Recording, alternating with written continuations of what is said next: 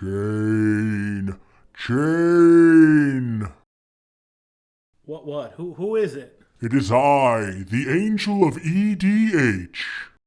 No. What do you want from me? I want you to play more angels. Is that really what you look like? Why, yes, it is. We're called the Ophanum. Check us out sometime.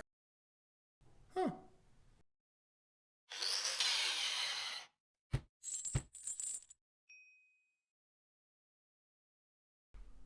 Hello, friendos. This is Chain, welcoming you back to Chain of Commander 4. Some general chit-chat on the Commander format.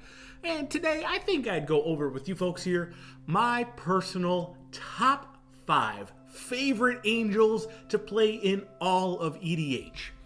Now, there are 187 EDH legal angels. So, the odds that your top 5 list and my top 5 list match are incredibly slim.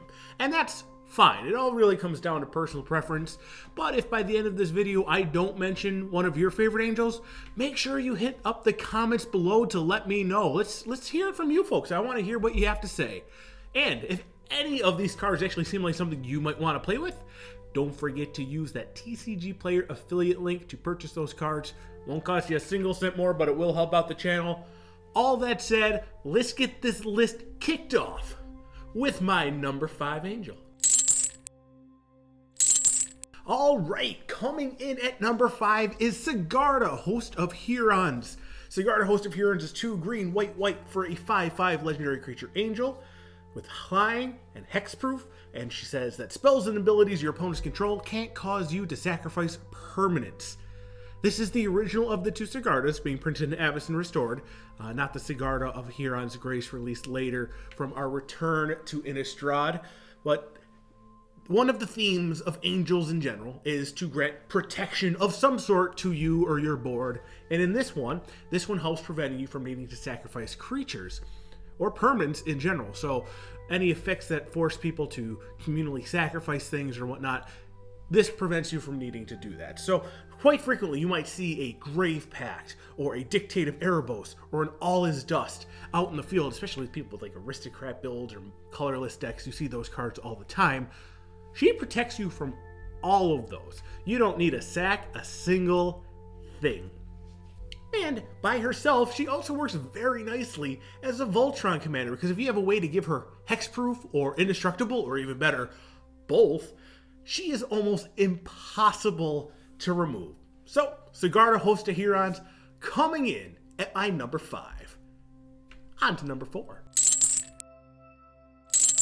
Coming in at number 4, we have my personal favorite angel to come out of Dominaria, and that'd be Shalai, Voice of Plenty. Shalai, Voice of Plenty is 3 and a white for a 3/4 legendary creature angel with flying. You, planeswalkers you control, and other creatures you control have hexproof, and they have an activated ability of 4 green. Put a +1/+1 counter on each creature you control. Once again, this is another angel that is about protection. Not only being able to protect your board, but being able to protect yourself as well with the built-in Leyline of Sanctity.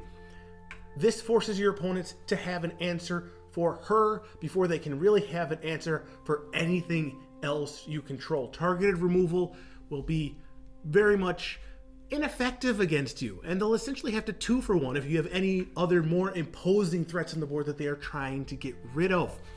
And that activated ability is nothing to scoff at. In Selesnya, in the green-white color combination, quite often you're handling with token builds or things with a lot of mana dorks, and you might have a whole team of really tiny creatures that over the course of the game, Shalai can just make bigger and bigger and bigger and turn what might be an unassuming board state into real legitimate threats in the late game.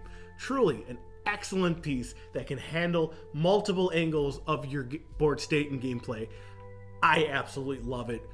But definitely not in my top 3. Let's see what did crack that top 3, why don't we? Occupying our number 3 spot, we have another more recent angel here, this one coming out of M19, and that would be Resplendent Angel. Resplendent Angel is 1 white for a 3/3 creature angel with flying.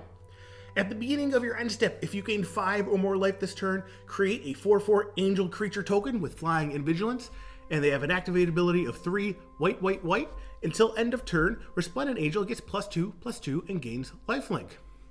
Beyond just protection, another sub-theme that we frequently see with angels is rewarding you for life gain in some way.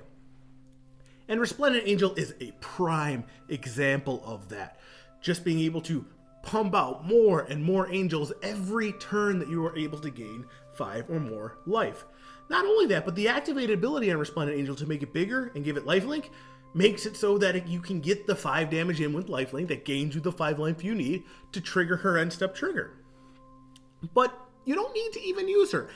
Any life source counts. So if you're playing a Soul Sister style build and you're able to just gain 5 life all willy-nilly, you can easily be pumping out an angel every single turn with Resplendent Angel. She can very quickly make you a whole board of flying 4/4 vigilant angels that you can start attacking people with. And because of that, I absolutely love this card. So if you've been enjoying the list so far, make sure you hit that like button to show it, because we got 2 more in my top 5, and I think we could toss an honorable mention in there. So let's check them out. Coming in at our number 2 spot, we actually have a tie.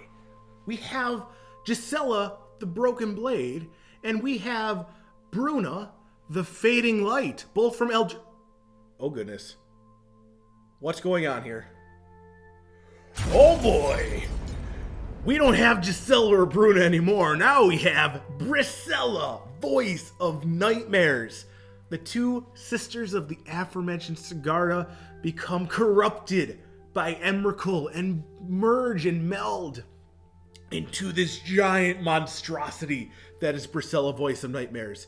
Brisella, Voice of Nightmares is a 9/10 legendary creature Eldrazi Angel. Flying, first strike, vigilance, lifelink, and your opponents can't cast spells with converted mana cost 3 or less. This is created by controlling both Gisela the Broken Blade and Bruna the Fading Light at your end step. They will then trigger and meld into this monstrosity. And Bruna even has a little bit of play with it, because Bruna can bring back a Gisela from your graveyard as part of his ETB trigger ability. So you get a little bit of cool ways to get this thing assembled. Now, I'll admit, melding is not the easiest thing to do. It's very, very, very telegraphed and can be easily interrupted by any source of instant speed targeted removal. But you are very much rewarded if you manage to pull it off. You get that keyword soup with the flying, the first strike, the vigilance, the lifelink, a 9/10 with lifelink and first strike. It'll never lose in combat almost. But more importantly, your opponents cannot play spells with converted mana cost, or mana value now, 3 or less. And a lot of targeted removal is mana cost 3 or less, so she can hedge and protect herself from all that low cost, normally very efficient, very useful removal that your opponents can no longer play. And she also has one of the greatest, most grotesque, most beautiful arts in all of Magic, in my opinion. When I first saw this art in the Magic story online, I looked at that, I'm like, I cannot wait for the card that has this art on it. And here we are, Brisella, Voice of Nightmares, and she is everything I could ask her to be. But she still isn't my number 1. So let's keep moving on, and I'm going to touch upon an honorable mention. Alright, for my honorable mention, I only have one, and that is Archangel of Thune, coming out of M14. Archangel of Thune is 3 white white for a 3/4 creature angel, be surprised, with flying and lifelink, and whenever you gain life, put a +1/+1 counter on each creature you control. Once again, this is another angel that rewards you for gaining life. In this case, putting +1/+1 counters on things, kind of similar to how Shalai was also able to put +1/+1 counters on all your creatures, but this one is a little bit easier to activate. You don't need to pay 6 mana to do it. You just need to gain a little bit of life, and any instance of life gain triggers it. She even has lifelink herself, so she can trigger her own ability to put those +1/+1 counters on everything. And she is most known, most infamous for being able to go infinite with Spike Feeder, which says you can remove a +1/+1 counter off a spike feeder to gain 2 life, which will then trigger Archangel of Thune, which will put +1/+1 counters on all your creatures, including spike feeder, and you just repeat that process over and over again, gaining an arbitrarily large number of life and making your creatures an arbitrarily large number bigger with +1/+1 counters. But not good enough to crack my top 5. I often find that I end up cutting her from a lot of decks, but I really want to make her work somewhere. So definitely put her on my list here because I love this card. I just haven't found the home for it yet. That said, we got one last angel to go over. My personal favorite all-time angel for EDH. But before we get to it, you've made it this far. Clearly you enjoy hearing people talk about top 5 lists, so hit that subscribe button. I like to do these every so often, and I'd love to hear from you folks to hear what your top X amount of these sort of things are. All right, now that you've hit that subscribe button, let's go on to my number 1 angel. All right, my number 1 angel. Who might it be? It might be the Angel of Destiny from Zendikar Rising. Angel of Destiny is 3 white for a 2/6 creature angel cleric. They have flying, surprise, double strike. Whenever a creature you control deals combat damage to a player, you and that player each gain that much life. And at the beginning of your end step, if you have at least 15 more life than your starting total, each player, Angel of Destiny, attacked this turn loses the game. Once again, this is another angel that rewards you for gaining life, but it does it in a very weird way, essentially fogging your combat to your opponents because they just gain that life right back anyways. But you also gain that life, essentially giving your whole team lifelink, and you could just start really stacking up the life total from there. And then once you have 15 more life total than you started with, whoever Angel of Destiny attacked, not did combat damage to, they don't need to do the combat damage, they just need to attack these people, and then suddenly, they just lose the game. Boom. At your end step, they're just gone. I am a huge fan of alternate win conditions and alternate player removals in EDH, so having this just stapled on to a crazy angel with a crazy ability just really tickles my fancy. Now, you might be saying, Chain, this is still such a new card. How can it be so high up? And I will concede that maybe this is still just recent release, that I'm just super excited to play with this card here. But I truly believe that going forward, this will remain at the top of my favorite angel lists. It's one of the few ways that actually can turn life gain into a legitimate win condition beyond boring things like Aetherflux Reservoir or Felidar Sovereign. Those things just like, oops, I win. But this one, you still have some hoops to jump through to get there, and I just absolutely love it. This card screams towards my playstyle, and I will be playing this every chance I can get.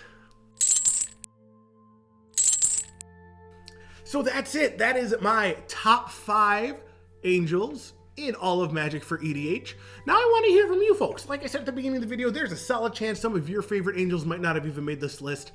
I want you to put them in those comments below. Let me know which angels I am absurd for not including on this list. And I also want to thank the Mana Dorks. They recently had me on their channel to talk about deck building and just the EDH format, and it was an absolute blast to be on there. I will put a link to that interview in the description below. Definitely feel to check it out. Hit that sub button on their side. They're cool dudes.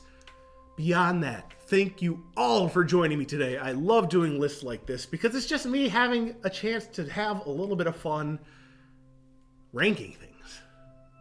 Thank you very much for joining me today. I'll see you guys again in the future.